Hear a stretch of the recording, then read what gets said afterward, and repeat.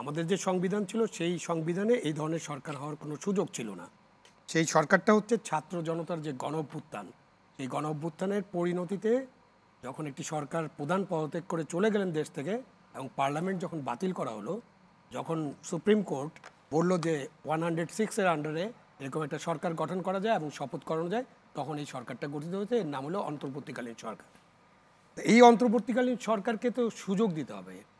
তাদের উপরে অযথা চাপ, যে ভূতের ভয়, ভূত আসতেছে অন্ধকারের মধ্যে, সেই জন্য এমন কিছু করা যাবে না যাতে এই অন্তর্বর্তীকালীন সরকারটা বিব্রত হয়।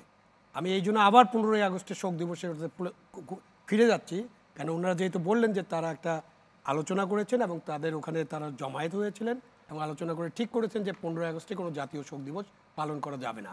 এই সিদ্ধান্ত ছাত্রদের নেওয়ার রাইট আছে, বাট তারা যেভাবে বলছেন সেটা খুবই অন্যায়, অবিবেচনা প্রসূত এবং এটা হয়তো সম্ভব হবে না।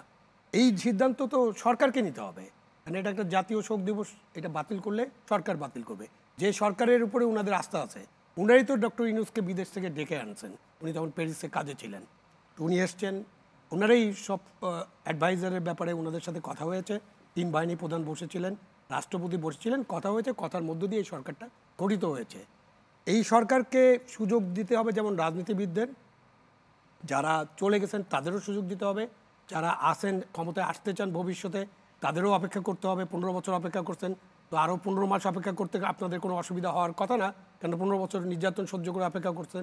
তো এবং যারা আন্দোলনে ছিলেন প্রত্যেকের কিন্তু দায়িত্ব হলো এই সরকারকে সেই সুযোগটা দেওয়া, যাতে যে সমস্ত বিষয় বলা হচ্ছে ডিটেইলে, যে আমলাতন্ত্র, পুলিশ, বিচার বিভাগ, সেনাবাহিনী বা অমুক আয়নাঘর, এই এত কিছু যে আমরা বলছি, এই জিনিসগুলোর একটা শান্তিপূর্ণ সমাধান এবং একটা রিজলভ এটা করতে হবে, রাজনৈতিক বন্দোবস্ত সংস্কার করতে হবে এবং রাজনৈতিক বন্দোবস্তটা করতে হবে।